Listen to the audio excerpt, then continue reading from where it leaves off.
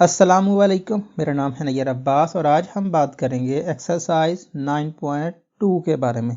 तो अगर हम क्वेश्चन नंबर 1 की स्टेटमेंट की बात करें तो हमें ये कहा गया है कि आपके पास एक ट्राइंगल है ABC और उस ट्राइंगल में जो A का एंगल है वो है 35 डिग्री का, B का जो एंगल है वो है 100 डिग्री और BD लाइन जो है वो AC लाइन पे परपेंडिकुलर है। मतलब BD लाइन और AC लाइन का जो एंगल बनता है इंटरसेक्शन पे 90 डिग्री का बनता है।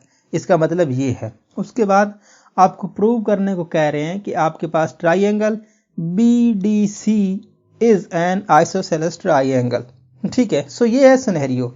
सबसे पहले तो हम देखते हैं कि जो उन्होंने हमें कंडीशन दी हैं वो किस तरह से हम इसको ग्राफिकली देख सकते हैं। जब तक हम इसको ग्राफिकली नहीं समझेंगे क्वेश्चन को समझना थोड़ा सा मुश्किल हो सकता है। तो हम एक ट्राइंगल बना लेते हैं। ट्राइंगल आप किसी भी किस्म की बना सकते हो, इसमें कोई इशू नहीं है कि भाई आप इसको एग्जैक्टली 35 डिग्री का मेंशन करके बताएं, 100 डिग्री का बताएं कि भाई ये देखें कैलकुलेट करके 100 डिग्री हमने निकाला है। ऐसा कोई सीन नहीं है।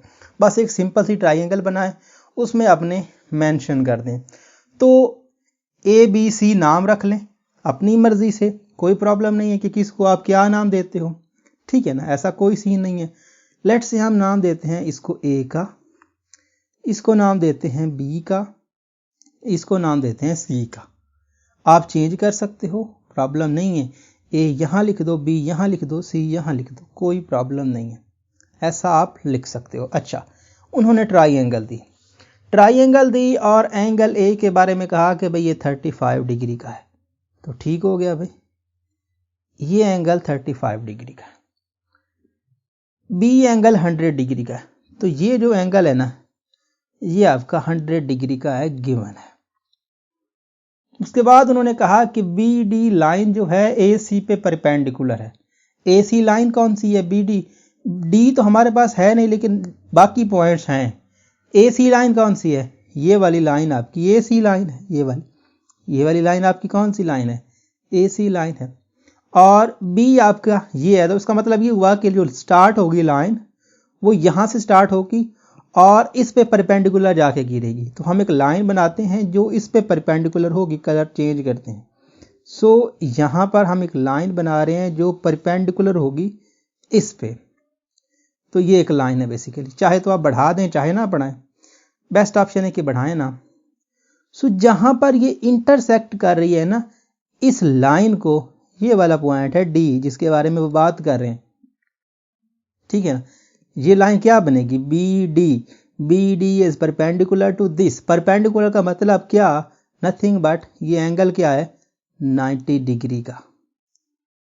और ये भी एंगल क्या है? 90 डिग्री का। यही है ना, 90 डिग्री। देखिए ना, अगर हमारे पास कोई लाइन हो, उस पर कोई दूसरी लाइन आके परपेंडिकुलर गिरती है तो उसका मतलब ये होता है कि इसकी दोनों साइड पे 90 का एंगल बनता है। ठीक है ना, इसीलिए हम 90 का लिख रहे हैं। अच्छा, हमें शो क्या करना है? हमें शो ये करना है कि ये जो आपके पास BDC बन कौन सी रही है? BD और C, ये ट्राइंगल। ठीक है ना, ये ट्राइंगल जो हमारी बन रही है यहां से ये, इसको हमने आइसोसेलेस ट्राइंगल प्रूव करना है। और सबसे पहले मैं आपको ये बता दूं कि आइसोसेलेस ट्राइंगल होती क्या है। तो यहां पर जो डेफिनेशन है ये आपके सामने है। इस डेफिनेशन को जरा गौर से रीड करें, इससे हमें पता चल जाएगा कि आइसोसेलेस ट्राइंगल क्या होती है। N isosceles triangle is a triangle that has at least 2 sides of equal length. ऐसी ट्राइंगल जिसकी 2 साइड जो हों इक्वल हों, 2 से ज्यादा भी हो जाए कोई इशू नहीं है, लेकिन 2 साइड कम अज कम उसकी इक्वल हों। उसने एक एग्जांपल ये दी कि भाई ये देखें ABC एक ट्राइंगल है और अगर ये आइसोसेलेस ट्राइंगल है तो इसकी 2 साइड इक्वल होनी चाहिए। तीनों हो जाएं तब भी ये आइसोसेलेस ट्राइंगल होगी। अगर 2 हो जाएं 2 से कम नहीं होनी चाहिए। ठीक है ना, कम अज कम 2 ट्राइंगल्स की जो इसकी साइड्स हैं वो इक्वल होनी चाहिए। तो मतलब क्या हुआ? मतलब सारी कहानी का ये हुआ कि हमें ये शो करना है कि ये जो BDC ट्राइंगल है इसकी दो साइड तो कम से कम इक्वल हैं, तीसरी है या नहीं है उसका कनेक्शन नहीं है। हमें कम से कम दो, या फिर आप समझ लेंगे कि दो साइड हमने इक्वल प्रूव कर दी तो हमें पता चल जाएगा कि क्या है, यहाँ पर हमारी ये जो ट्राइंगल है ये आइसोसेलेस ट्राइंगल है। अच्छा, अब हम कैसे प्रूव करेंगे ये भी सोचने का क्वेश्चन है। यहाँ पर हम देखें, हमें उसने एक बड़ी ट्राइंगल दी, पहले उसने एक बड़ी ट्राइंगल दी। फॉर एग्जांपल मैं अगर आप यहाँ पे इसी को ही, चलो इसको नहीं, यहाँ पे मैं फिर से बना देता हूँ कि उसने हमें पहले बड़ी ट्राइंगल दी, एक ट्राइंगल दी जिसका ABC उसने नाम रखा, ठीक है ना। यहाँ पर उसी को कॉपी कर रहा हूँ मैं, कोई नई फिगर नहीं बना रहा, सिर्फ आपको अलग करके समझाने की कोशिश कर रहा हूँ। A, B और C उसने नाम दिया और एंगल A भी दिया, एंगल B भी दिया, एंगल A उसने 100 दिया, एंगल B 35 डिग्री दिया। अच्छा, हमने पढ़ा कि अगर कोई ट्राइंगल हो तो ट्राइंगल के तीनों एंगल्स का जो सम होता है वो 180 डिग्री होता है। अगर 180 डिग्री होता है तो वहां से हम इन दोनों को सम करके 135 जब 135 और टोटल होते हैं 180, सो 180 में से 135 निकालेंगे तो C एंगल आ जाएगा हमारे पास, C एंगल आ जाएगा। तो C एंगल आ जाएगा मतलब क्या, C एंगल आ जाएगा मतलब ये हुआ कि आपको 45 मिलेगा। तो C क्या होगा, 45। अगर ये 90 है, ये 45 है, तो ये वाला जो नया एंगल बना है ये क्या होगा, इन दोनों को ऐड करो, 45 प्लस 90 प्लस ये एंगल हमें नहीं पता, लेट्स से x का नाम दे देते हैं, विच इज इक्वल टू 180। फिर इन दोनों को ऐड करो, 135 85 से निकलेगा तो फिर आ जाएगा x भी 45, तो ये भी आ जाएगा 45। अब देखें, दो एंगल हमारे पास इक्वल आ रहे हैं। अगर दो एंगल इक्वल हों तो हमने पढ़ा 9.1.2 थ्योरम जो इसी एक्सरसाइज से पहले आता है, वो ये कहता है कि अगर आपके पास एक ट्राइंगल है, उसके दो एंगल बराबर हैं या कॉन्ग्रुएंट हैं, तो क्या होता है, वो जो उसकी अपोजिट साइड्स होती हैं वो भी कॉन्ग्रुएंट होती हैं, मतलब इक्वल होती हैं। अब देखें, अगर हम उस थ्योरम को यूज करें, दो एंगल बराबर हैं तो इसकी अपोजिट साइड ये होगी और इसकी अपोजिट साइड क्या होगी, इसकी अपोजिट साइड आपके पास ये होगी। ये दोनों साइड बराबर हो जाएगी ना, सो ये दोनों एंगल बराबर तो इसकी अपोजिट साइड बराबर। तो अगर दो अपोजिट साइड बराबर हो गई तो यही तो हमारा ऑब्जेक्टिव था, यही तो हम चाह रहे थे कि हम दो साइड इस ट्राइंगल की इक्वल कर दें। अगर हमने इक्वल कर दी तो ये ट्राइंगल आइसोसेलेस ट्राइंगल प्रूव हो जाएगी। तो ये सारी कहानी हम इसको अपने हिसाब से मैथमेटिकल लिखने की कोशिश करते हैं। प्रोसीजर सारा मैंने आपको समझा दिया कि किस किस तरह से सारे स्टेप्स को फॉलो किया जाएगा, ठीक है ना। तो अब हम इसको असल वे में, जिस तरह से हम क्वेश्चंस को सॉल्व करते हैं उस तरह से हम इसको सॉल्व करने की कोशिश करते हैं। अच्छा, सबसे पहले इसको आप यहाँ पे चाहे तो कॉपी कर लें, चाहे ना करें। मैं इसको क्या करते हैं, इसको हम कॉपी कर लेते हैं और जहाँ जहाँ पे हमें इसका यूज़ का ज़रूरत पड़ेगी वहाँ पे हम इसका इस्तेमाल करते रहेंगे बारी बारी। सो ये हो गया, मैं इसको कॉपी कर रहा हूँ। अच्छा, अब हम स्टार्ट करते हैं। सबसे पहले आपको क्या लिखना होता है, सबसे पहले इसमें आपको वो जो स्टेटमेंट्स और रीजंस और वो सारी कहानी देने की ज़रूरत नहीं है, क्योंकि इसमें आप इसको एज ए कैलकुलेशन सॉल्व करोगे तो इसको आप कैलकुलेशन से सॉल्व कर सकते हो, वो सारी कहानी करने का मतलब नहीं है। तो देखें, सबसे पहले गिवन तो आपको हर केस में लिखना पड़ता है। गिवन क्या है, ABC ट्राइंगल गिवन है, ABC ट्राइंगल गिवन है। अच्छा, उसके बाद आपको एंगल जो है, एंगल A गिवन है जो कि 35 डिग्री का है, एंगल B गिवन है यहाँ पर एंगल बी मेयर एंगल लिखें, मेयर एंगल, क्योंकि सिंगल एंगल लिखेंगे तो फिर कॉन्ग्रुएंट की कनेक्शन आ जाएगी। सो मेयर एंगल ए 35 और मेयर एंगल आपका बी 100। ठीक है, सो ये हो गया, ये आपको गिवन है। उसके बाद आपको गिवन है कि B D line is perpendicular to A C line, ये आपको पता है, ये आपको गिवन है। अब ये लिखो कि आपको प्रूव क्या करना, तो प्रूव करना है आपको, या फिर टू प्रूव लिख दें, टू प्रूव। और क्या करना है कि आपके पास बी डी सी या बी सी डी था, वो देख लेते हैं कि क्या प्रूव करना है। हमें प्रूव करना B D C triangle isosceles triangle है, कि triangle B D C is an isosceles triangle. ठीक है ना, आइसोसेलेस ट्राइंगल, तो ये हमें प्रूव करना है। ओके हो गया। अच्छा, अब वो सारी कहानी करने की जरूरत नहीं है। अच्छा, हम क्या बनाते हैं, अब हम बनाते हैं अपनी फिगर। ठीक है ना, जो उसने कंडीशन दी और जो हमें प्रूव किया, सो उस हिसाब से हम अपनी फिगर बना रहे हैं। ठीक है ना, चाहे तो आप उसी को जो हमने कॉपी की थी उसी को पेस्ट कर लेते हैं। ठीक है ना, उसी को पेस्ट करते थे, लेकिन उसमें हमने बहुत चीज़ें एक्स्ट्रा लिखी हुई हैं। लेट से ये जो आपके हमने ये एंगल्स लिखे हुए हैं, ये एंगल्स नहीं होंगे तो फिर काम खराब हो जाएगा, ये नहीं लिखते हैं, हम नई ट्राइंगल बनाते हैं, क्योंकि नई triangle is the best option. तो लेट से ये ट्राइंगल, ये हमारे पास नई ट्राइंगल है, बनाएंगे उसी तरह जिस तरह से हमने उसको नाम दिए हैं।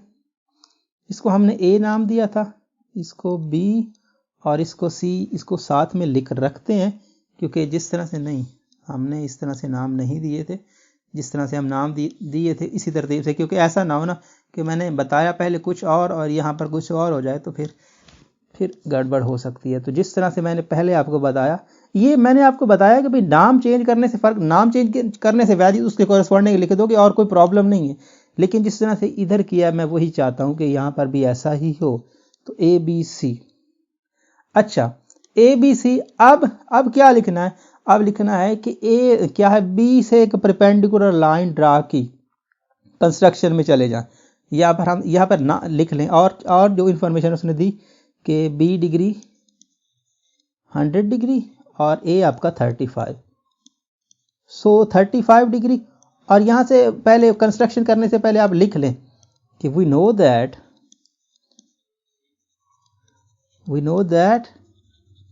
क्या कि angle measure angle A plus measure of angle B plus measure of angle C which is equal to 180 degree. Measure of angle A कितना है, 35 degree, measure of angle B भी लिख दो 100 डिग्री, और सी आपको नहीं पता, which is equal to 180 degree. So in this way measure angle, ये आपका C which is equal to 180, इन दोनों को ज्वाइन करो तो 135 minus 135। So measure of angle is C is 45। अब लिखें आप कि we draw a line, we draw perpendicular line, we draw a perpendicular line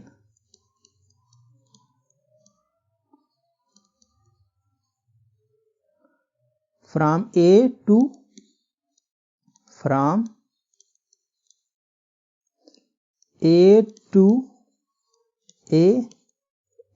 BC।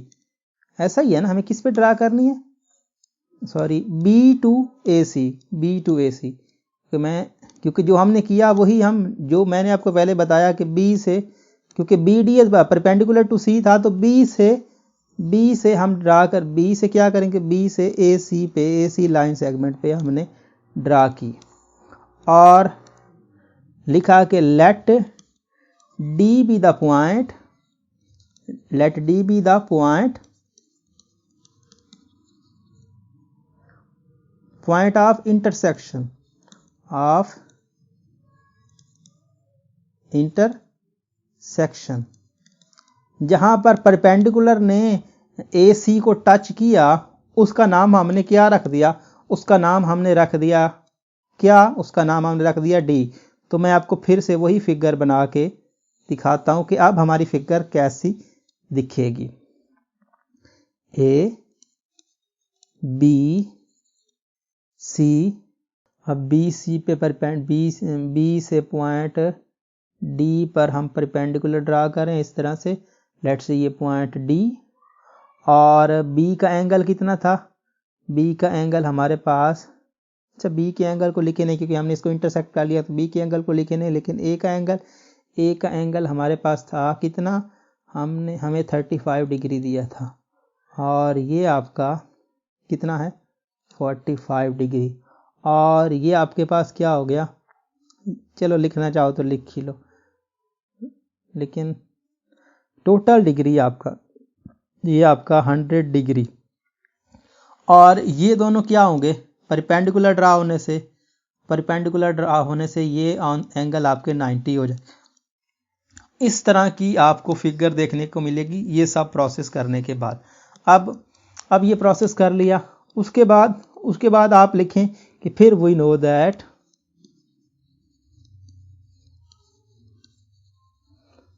That ये कौन सा पॉइंट था आपका? पॉइंट हमने नाम दिया ABC, ये C पॉइंट था ABC। तो measure of angle D plus measure angle C plus, अब इसका एंगल अगर हमारे पास कुछ ऐसा पॉइंट बन जाए तो उसका हम डायरेक्ट एंगल नहीं लिखते, उसका लिखते हैं एंगल CBD। ये मैं आपको पहले ही बता चुका हूं कि अब अगर एक पॉइंट से दो एंगल बन रहे हो तो उस केस में क्या लिखते हैं? उस केस में उस एंगल को नहीं लिखते हैं, उस केस में लिखते हैं कि मेजर एंगल CBD या फिर DBC, जैसा आप लिख लें, दोनों का मतलब यही होगा। DBC लिख लें या CBD लिख लें, कोई प्रॉब्लम नहीं है। तो ये आएगा DBC which is equal to 180 degree. So अगर ये 180 डिग्री होगा तो D का आपको नहीं पता, सॉरी D का आपको पता है 90 डिग्री, C का पता है 45 डिग्री, और M less degree DBC which is equal to 180 degree. Degree का खास ख्याल रखना। सो ये फिर से 135 बन जाएगा, और उधर जाएगा तो नेगेटिव का, तो measure angle DBC which is equal to nothing but 180 degree minus, आप लिख सकते हो, क्या लिख सकते हो यहाँ पर? 180 डिग्री माइनस 135 डिग्री। सो इसका मतलब 45 डिग्री। अब क्या करो, इस ट्रायंगल को सिर्फ इसको उठा लो, BDC को उठा लो, ठीक है ना, उसी को उठा लो। अब तो BDC, तो ये D पॉइंट और D के साथ ये आपका D पॉइंट, और ये आपका C पॉइंट, और ये आपका B पॉइंट। सो आप इसको नाम परपेंडिकुलर लाइन, ये देखिए ना, इसी को हम उठाएं तो ये D, ये आपका B, और ये आपका C। तो इस तरह से आप इसको लिख सकते हो कि ये आपका B, ये आपका D, और ये आपका C। C कितना था? 45। अभी B पे एंगल क्या निकाला? 45। ये कितना है? 90 का। अच्छा, अब ये फिगर रही हमारे पास, क्योंकि हमारा तो मतलब इससे है, बाकी को हमने क्या करना है। अच्छा, अब हम लिखेंगे वी नो दैट, वो क्या लिखेंगे कि भाई ये दोनों एंगल इक्वल हो गए हैं, सो इसका मतलब इसकी अपोजिट साइड जो हैं वो भी इक्वल होंगी। So we know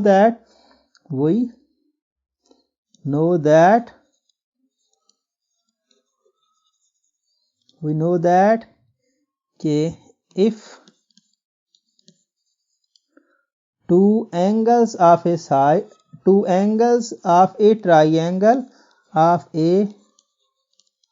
triangle are congruent, congruent,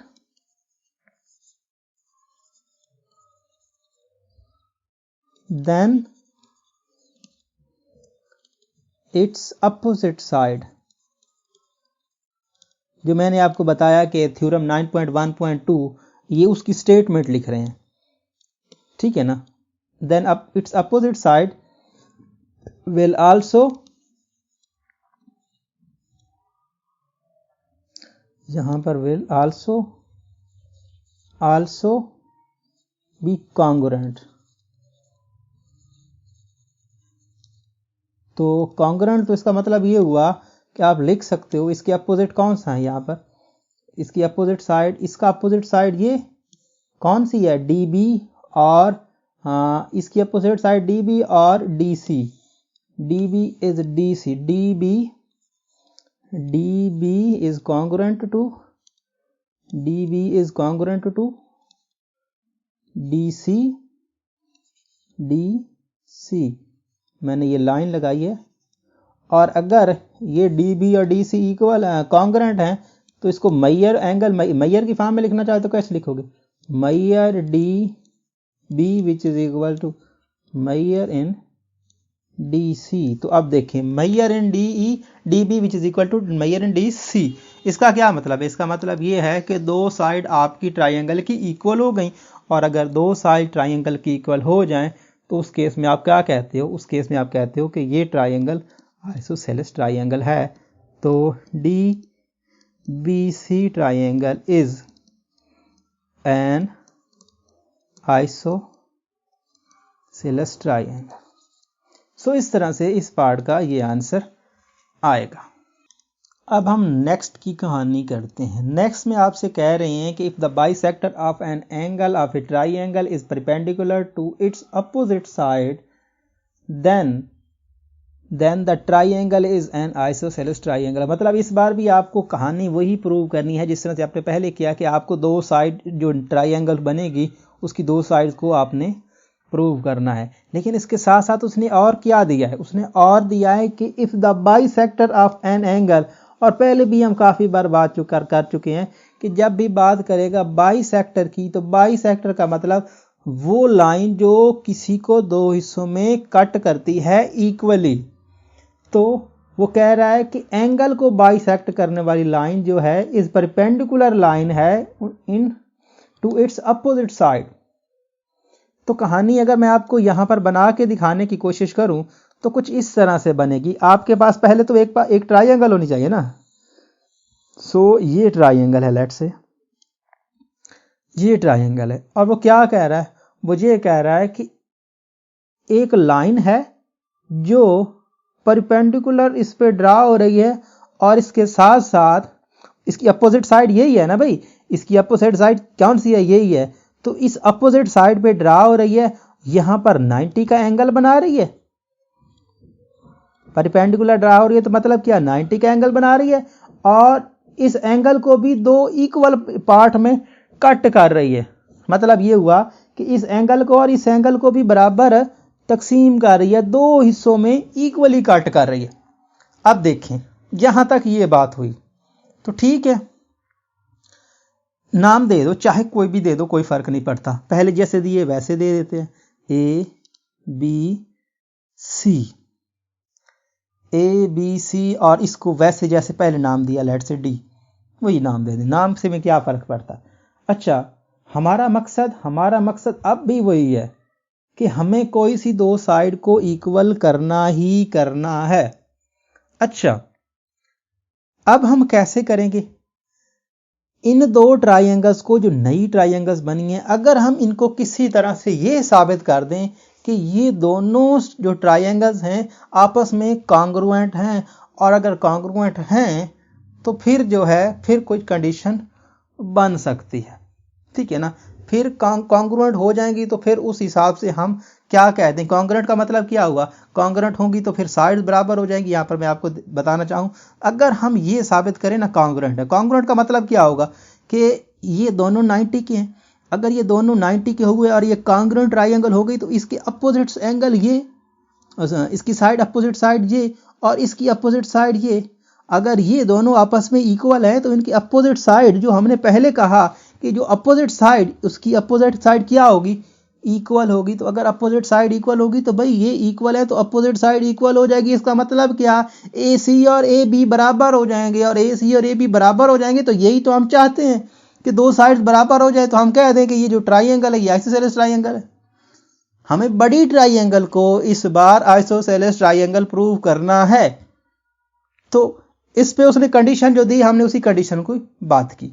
अच्छा, अब इसको चाहे तो नाम दे दो, चाहे ना दो, ये आपकी मर्जी है। नाम देना चाहते हो इसको एंगल 1 कह दो, इसको एंगल 2 कह दो, आपकी मर्जी है। देना चाहते हो तो दे लो, नहीं देना चाहते तो प्रॉब्लम नहीं है। सो मैं इसमें कुछ जो फालतू चीज़ें हैं वो हटा रहा हूँ।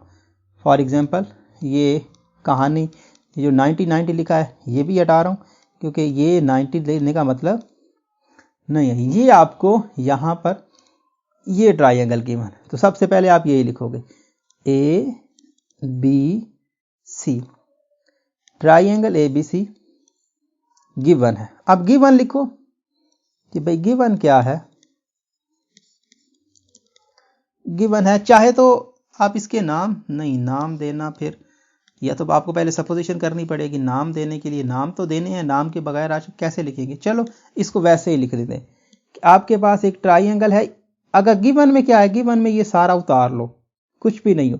The bisector of an angle of a triangle is perpendicular to its side and ये, तो इस केस में आप गिवन को छोड़ दो, गिवन कंडीशन को आप इसमें, क्योंकि आपको सपोजिशन के बगैर ये काम नहीं होगा, ठीक है ना। सो गिवन वाली कहानी छोड़ें। सबसे पहले आप इसको ये लिखें कि इसके सॉल्यूशन में क्योंकि इसमें कुछ भी आप समझ सकते हो कि आपको कुछ भी वैल्यूज नहीं दी हैं। तो वैल्यूज नहीं दी है तो इसका मतलब ये हुआ कि आप क्या करो, आप इसको उस वे से थोड़ा सा हट जाओ।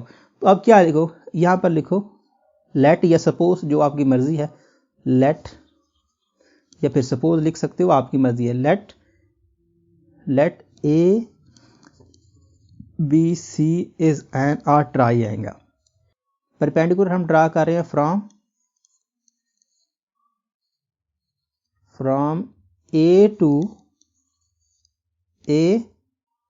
To B C. उसकी अपोजिट साइड बी सी होगी ना, तो यहां पर आप लिख सकते हो figure in show in figure. यहां पर आप लिख सकते हो विच शो इन फिगर, ये लिख दें कि आपके पास क्या है, एक ट्राइंगल है और ट्राइंगल में हमने क्या किया, परपेंडिकुलर ड्रा किया from A to B C. और यहां पर हम इस चीज को मेंशन करते हैं, यहां पर ये हम इसकी ट्राइंगल बना लेते। सो लेट्स से ये ट्राइंगल हो गई। अच्छा, ए बी सी, और इसके साथ हमने ये कहा कि हम एक परपेंडिकुलर ए से बी सी पे ड्रा कर रहे, ठीक है ना। और अब लिख दें कि let D be the point of intersection, let D,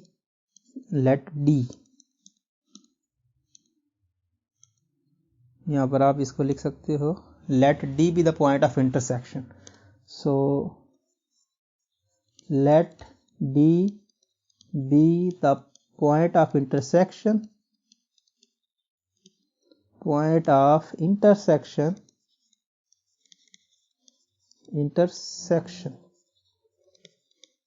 on BC line segment. अच्छा, इसके साथ साथ क्या है, यहां पर ये हो गया, हमने कर दिया। अब जो है ये हमने काम कर लिया। अब हम लिखते हैं कि वो हमें प्रूव क्या है, क्योंकि इस केस में हमें ये सपोजिशन हमें करना हमारी मजबूरी थी, क्योंकि अगर हम नहीं करते तो फिर हमें कॉपी पेस्ट करना पड़ता, तो फिर वो एक अजीब ही मसला बन जाना। तो इससे बचने के लिए हमने ये प्रोसेस जो है वो फॉलो कर ली। अब ये लिख लें प्रूव, टू प्रूव लिख लें, टू प्रूव। और हमें प्रूव करना क्या है कि triangle A B C is an isosceles triangle, is an isosceles triangle.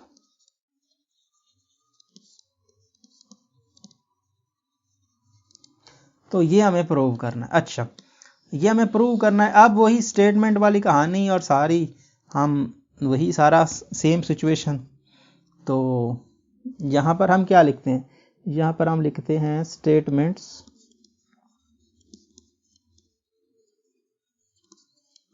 और यहाँ पर हम क्या लिखते हैं, यहाँ पर हम लिखते हैं रीजंस। और ये बेसिकली आपके पास लाइन हो गई। ये बेसिकली ये जो क्वेश्चन है ना, ये आप समझ सकते हो कि ये जो थ्योरम हमारा है ना 9.1.2, ये वही स्टेटमेंट है, थोड़ा बहुत उसमें हेर फेर करके बताया गया, बाकी सारी कहानी वही है। अच्छा, सो एक बार ट्राइंगल हम यहाँ पे बना लें या फिर इसी को कॉपी कर लें, ठीक है ना, इसी को कॉपी ही कर लें तो ज़्यादा बेस्ट हो जाएगा। लेकिन कॉपी यहाँ पे ये नहीं होगी क्योंकि एक तो बड़ी हालत इसकी ख़राब है। चलो ठीक है, यहाँ पे हम इसको पेस्ट कर लेते हैं, ठीक है ना, इसको छोटा कर लेते हैं थोड़ा ताकि हम इसको साथ साथ लेके चलते रहें। अच्छा, सबसे पहले आपको क्या पता है कि एक परपेंडिकुलर ड्रा हुआ है बी सी पे, ए से इस पे परपेंडिकुलर ड्रा हुआ है, तो इसका मतलब ये हुआ कि सबसे पहले आप क्या लिखोगे, सबसे पहले तो आप ये लिखोगे कि ये जो पॉइंट है डी, ये हमने अजम्पशन में पहले मान लिया कि angle A D B which is equal to measure angle, या फिर मैयर नहीं लिखने चाहते तो कॉन्ग्रुएंट लिख लें। तो कॉन्ग्रुएंट क्या है, कॉन्ग्रुएंट है एंगल आपका ए डी बी और ए डी सी, ठीक है ना, और ए डी सी और यहाँ पर ए डी सी। और ये क्यों है, यहाँ पर देखें ना, ये दोनों 90 के हैं ना, यहाँ पर आप ये भी लिख सकते हो which is equal to 90 degree, ठीक है ना। और ये क्यों लिख रहे हो, ये आप लिखोगे गिवन है। ये क्या गिवन था ना कि वो जो लाइन है बेसिकली एक पॉइंट से, जो एक पॉइंट को बाइसेक्ट करके आने वाली लाइन है, वो क्या कर रही है, वो कर रही है अपोजिट साइड पे परपेंडिकुलर ड्रा, तो उस वजह से। और दूसरा एंगल ये लिख दें कि एंगल यू है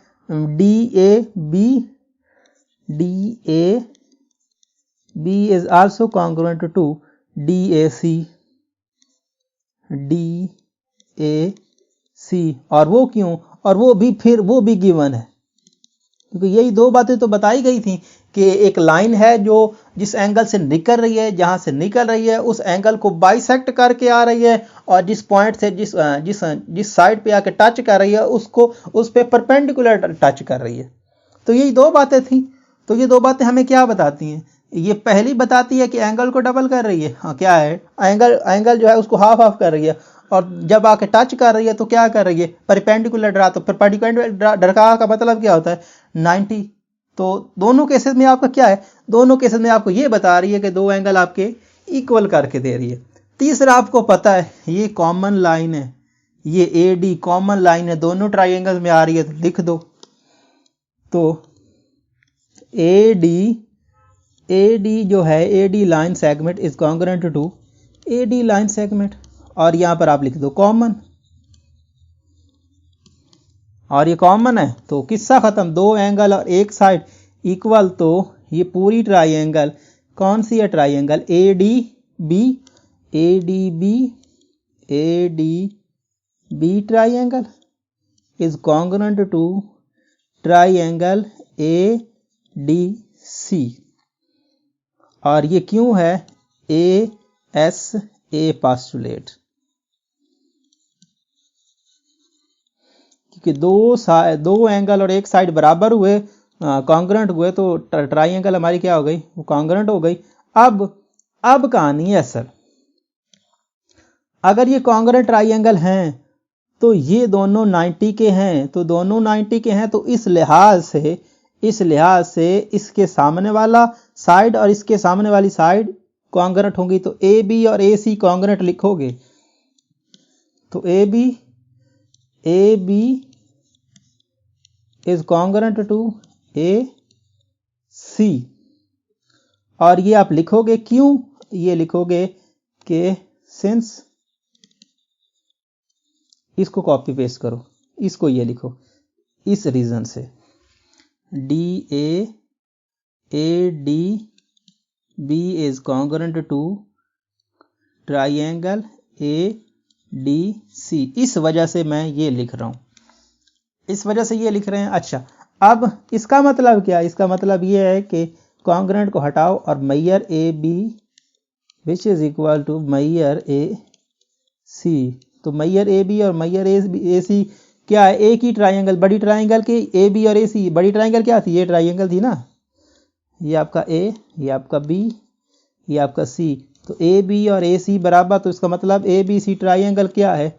ABC ट्राइंगल इज क्या? Isosceles triangle. और यही तो हमसे पूछ रहे थे कि यही या तुमको प्रूव करना था। तो इस तरह से ये क्वेश्चन भी हमारा एंड होता है। अब हम नेक्स्ट की कहानी करते हैं। नेक्स्ट में क्या बात चल रही है, जो कि मेरे ख्याल में इस एक्सरसाइज का लास्ट क्वेश्चन है।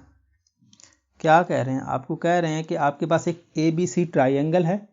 इस बार आपको एंगल A और एंगल B दिया है, CD is perpendicular to AB, और प्रूव करो कि DBC इज आइसोसेलेस ट्राइंगल। तो कहानी मेरे ख्याल में क्वेश्चन नंबर 1 की तरह ही जाके बनेगी, क्योंकि उसमें भी दो एंगल दिए थे और एक परपेंडिकुलर लाइन दी थी और आइसोसेलेस ट्राइंगल पूछ रहे थे। तो मेरे ख्याल में वही सीन बनेगा, लेकिन बना के देख लेते हैं।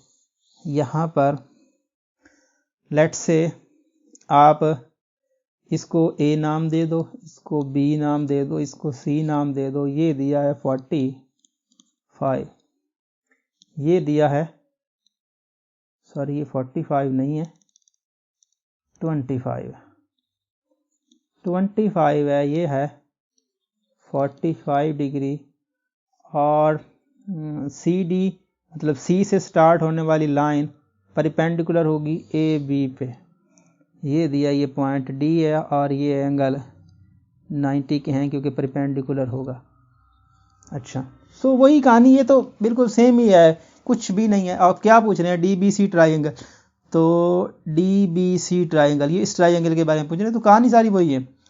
तो ठीक है, बात खत्म। ये वही सारा काम जो पीछे हमने क्वेश्चन नंबर A में किया है, कुछ भी नया नहीं है। हाँ, थोड़ा बहुत साइड्स का आगे पीछे फर्क होगा, तो बाकी सारा काम वही काम करना है। तो सबसे पहले क्या वहां लिखा था? गिवन लिखा था कि हमें गिवन क्या है। तो गिवन लिखो measure of angle A which is equal to 25 degree, measure of angle B which is equal to 45 degree, और CD is perpendicular to AB। अच्छा, AB हो गया। तो अब ये गिवन हो गया, प्रूव लिखते हैं। टू प्रूव, और प्रूव में क्या है? ये triangle DBC is an isosceles triangle. ये सारा काम हम ए वाला काम करेंगे। ऐसा समझ सकते हो कि उसको कॉपी पेस्ट कर रहे हैं, सिर्फ वैल्यूज का फर्क होगा। Is an isosceles triangle, isosceles triangle. So ये हमें प्रूव करना। अच्छा, अब वहां पर क्या किया था? जो वहां पे किया था वो यहीं करेंगे, वो भी यहीं, यहां भी वही काम करेंगे, ठीक है ना। और क्या करेंगे? Let we draw a point, we draw a perpendicular line, we draw a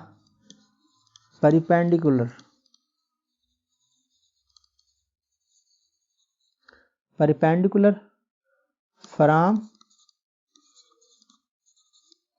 यहां से आप देख लें जो उसने गिवन है वहां से कि फ्रॉम ये CD perpendicular AB, from C to AB, from C to AB line segment, ठीक है ना, C to line segment AB। अच्छा, अब तो ये आपको कैसी दिखने को मिलेगी? ये आपको दिखने को मिलेगी कुछ इस तरह से, ट्राइंगल ठीक है ना। ये आपकी ट्राइंगल और इस पे जब परपेंडिकुलर ड्रा करेंगे, इसका ये ए हमने परपेंडिकुलर सी से ड्रा किया है, तो ए ये है, बी ये है, सी ये है, तो यहाँ से परपेंडिकुलर ड्रा होगा इस लाइन पे ऐसे, ठीक है ना। सो यहाँ से ऐसे परपेंडिकुलर ड्रा होगा। अब परपेंडिकुलर ड्रा हो गया, जो वैल्यूज़ हैं वो लिखते हैं।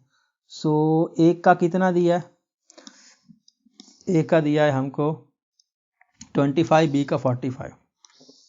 सो ये हो गया बेसिकली ए का 25, बी का 45। सो ये पॉइंट डी, और ये भी साथ में लिखो कि let D be the point, let D be the point of intersection, point of intersection. अच्छा, ये पॉइंट ऑफ इंटरसेक्शन है। अच्छा, अब पहले हमने क्या किया था, यही सी फाइंड किया था ना, तो वही काम करेंगे, लेकिन इस बार सी फाइंड करने की ज़रूरत नहीं है। क्यों ज़रूरत नहीं है भाई? इस केस में आपका सी जो है वो फाइंड करने की ज़रूरत क्यों नहीं है? यहाँ पर देखें ना, इस बार आपको सी फाइंड करने की इसलिए ज़रूरत नहीं है क्योंकि आप सी से ही तो क्या कर रहे हो, सी से ही तो लाइन ड्रा कर रहे हो उस पर परपेंडिकुलर।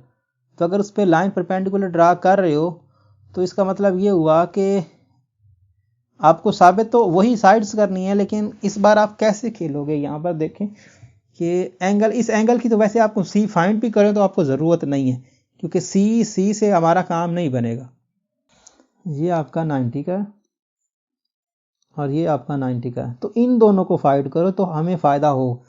तो कंडीशन यूज़ करो, या फिर इसको यहाँ पर आप लिख सकते हो वी नो दैट, इन दोनों के एंगल्स फाइंड करो, इसको 90 और इसका फाइंड करो। तो वी नो दैट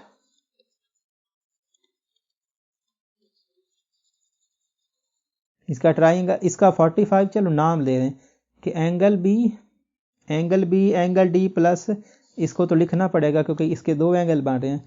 तो वी नो दैट हमने लिख लिया, हम लिखेंगे angle measure angle B plus measure angle D plus, C पे देखना चाह रहे हो तो बी सी डी, हाँ B C D, angle measure angle B C D which is equal to 180 degree.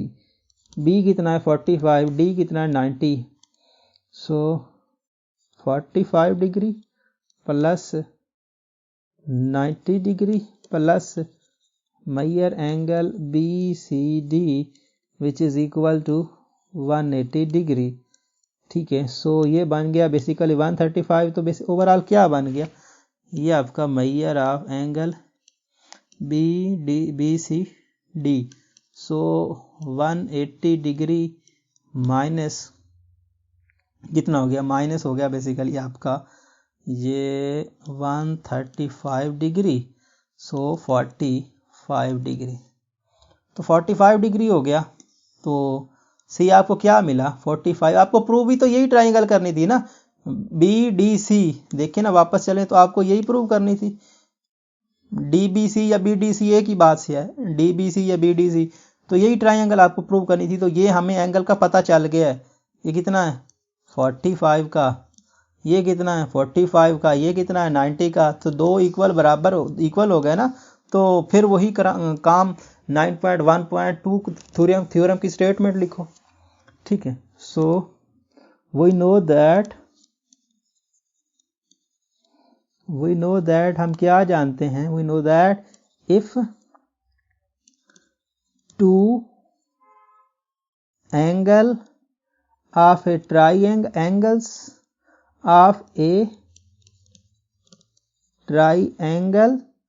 of a triangle are congruent,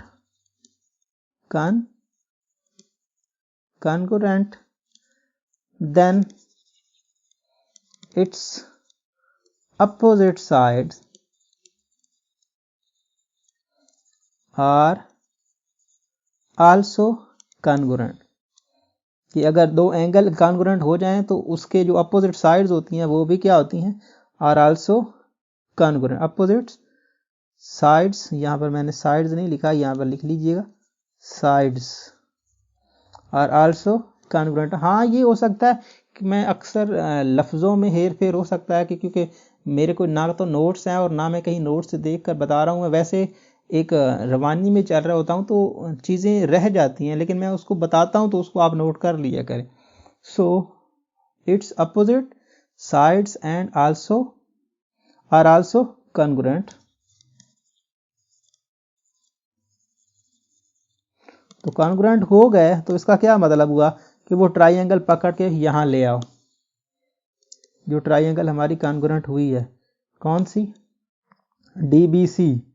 DBC सी का है, DBC तो DBC तो यहाँ पर एक परपेंडिकुलर, तो ये तो D है ना, एक को B कह दो एक को C कह दो, चाहे इसको कह दो चाहे इसको कह दो। लेट्स से B ये है और C ये है, ये आगे पीछे करते तो कोई फर्क नहीं है। D का एंगल 90, D का एंगल क्या है, D का एंगल 90, ये दोनों 45। अब इसकी अपोजिट साइड तलाश करो, इसकी अपोजिट साइड ये, इसकी अपोजिट साइड ये। सो DC is congruent to DB, क्योंकि इसकी अपोजिट साइड ये, इसकी अपोजिट साइड ये।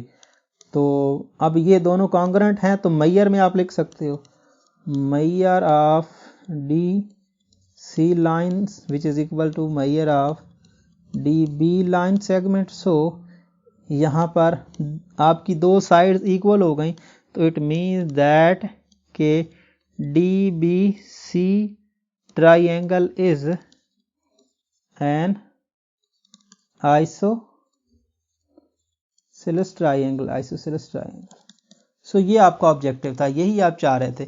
हाँ ये DBC लिखा है मैंने, हो सकता है कि कुछ ने थोड़ा बहुत ऑर्डर चेंज करके बात की और DBC ना लिखा, उसने कुछ और लिखा हो, तो इससे आपको घबराना नहीं है। मतलब क्या उसने पूछा, उसने भी DBC कहा, तो DBC इसमें थोड़ा बहुत वर्ड्स में हेर फेर हो सकता है, बाकी कहानी सारी वही थी जो मैं आपको बता चुका हूँ।